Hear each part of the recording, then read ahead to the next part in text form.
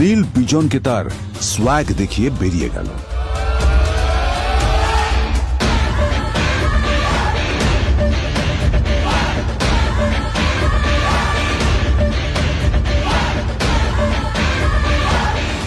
আদ্রিতার রাগে গজগজ করছিল। ওর জ্বলন্ত চোখের সামনে শুধু নীলের মুখটা ভেসে উঠছিল। ও যতই নীলের কথা ভাবছিল ততই ওর রাগ বেড়ে যাচ্ছিল। গত কয়েক মাস ধরে আদ্রিতার কোম্পানির অবস্থা একেবারেই ভালো ছিল না। আদ্রিতা তা সামলানোর আপ্রাণ চেষ্টা করছিল। কি যে করবেও সেইটাই বুঝে উঠতে পারছিল না। তারপর বিজনের সাথে ওর দেখা হলো, আর তখনই বিজনের সাথে ওর বন্ধুত্ব হলো। বিজন একটা খুব বড় পরিবারের সদস্য। আজ বিজন শুধুমাত্র আদ্রিতার কোম্পানির একজন বিজনেস পার্টনারই নয়, সাথে বড় ইনভেস্টরও।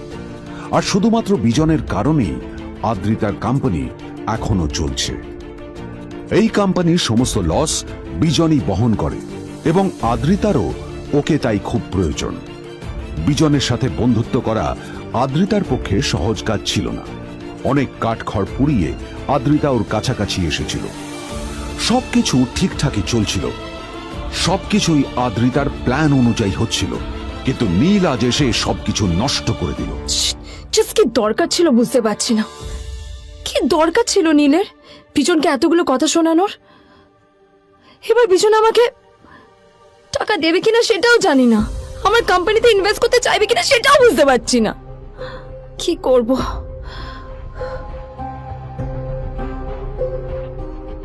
এখন আদ্রিতা ওকে কিভাবে বোঝাবে? ভুল করে যদি বিজন ওর টাকা ফেরত চায় তবে আদ্রিতার কোম্পানি সেন কর্পোরেশন খুব বড় সমস্যায় পড়ে যাবে। তারপর কি হবে? সেন পরিবারের দেখভাল কে করবে? এইসব ভাবতে ভাবতে আদ্রিতা নিজের উপরেও রেগে গেল। আসলে দোষটা ওর নিজেরই। আদ্রিতা কেন নীলকে ওদের মাঝে আনতে গেল? নীলকে অফিসে নিয়ে আসারই বা কি দরকার ছিল?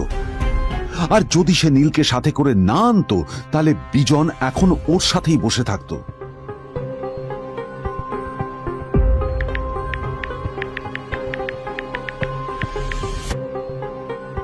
প্যামেলা, আমি মিটিং এ বেরোবো, আমার চেঞ্জটা একটু নিয়ে এসো প্লিজ।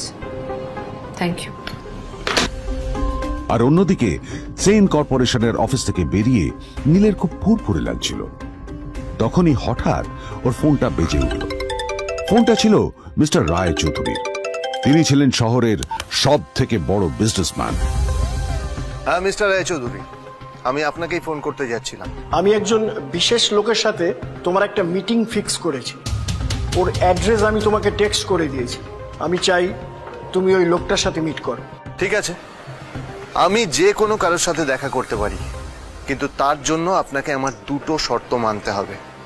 প্রথমটা, আমার জন্য একটা রেয়ার হীরের নেকলেস আপনাকে জোগাড় করে আনতে হবে। আর দ্বিতীয়টা, আমি আপনাকে টেক্সট করছি, এটাও কিন্তু একই রকম জরুরি। এই দুটো কাজ আপনাকে যত তাড়াতাড়ি সম্ভব করে ফেলতে হবে আমার জন্য, ঠিক আছে? তোমার অ্যাকাউন্টে কিছু টাকা পাঠিয়েছি। কিছু জামা কাপড় কেন, যাতে তুমি ভদ্র সমাজে আসার যোগ্য হও, আর তোমাকে আমি স্বামীর পরিচয় দিতে লজ্জা না পাই।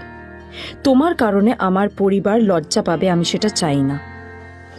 যখনই দেখি তখনই তুমি ভিখিরির মতো ছেঁড়া ফাটা জামা কাপড় পরে থাকো।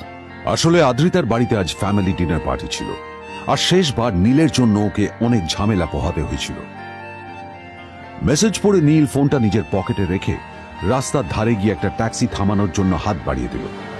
নীল ট্যাক্সি ধরে গোল্ডেন সিটি অ্যাভিনিউর দিকে বেরিয়ে পড়ল।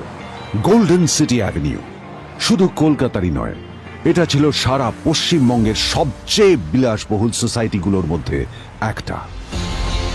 আসলে এই সেই জায়গা যেখানে মিস্টার রায় চৌধুরী আজ তার জন্য গোপন মিটিং ফিক্স করেছিলেন। কিন্তু নীল কার সাথে দেখা করতে যাচ্ছে এ সম্পর্কে ওর কোনো ধারণাই ছিল না।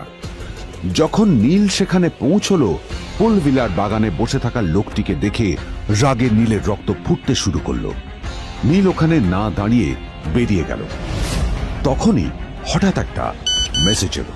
আসলে আজ আদ্রিতার ফ্যামিলি গ্যাদারিং এ যাওয়ার আগে নীলকে ওর হাই স্কুলের রিইউনিয়নেও যেতে হতো।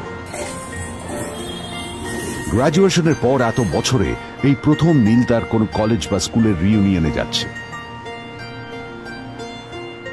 এতগুলো বছরে নীল তার কোনো বন্ধুর সাথেই দেখা করেনি। নীলের তার পুরনো সহপাঠীদের কথা মনে পড়তে লাগলো, যাদের সাথে ও স্কুলে মজা করত। আজ আবার ওদের সকলের সাথে নীলের দেখা হবে।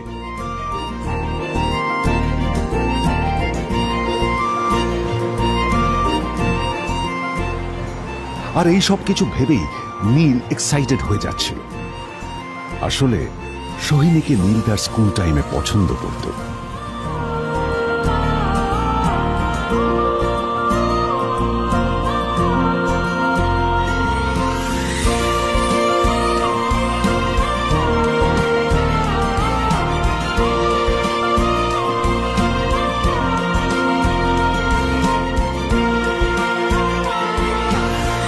অন্যদিকে সেম কর্পোরেশনে ইনভেস্টরদের সঙ্গে আদ্রিতার মিটিং একেবারেই ভালো যায়নি। তাকে দেখে বেশ গম্ভীর মনে হচ্ছিল।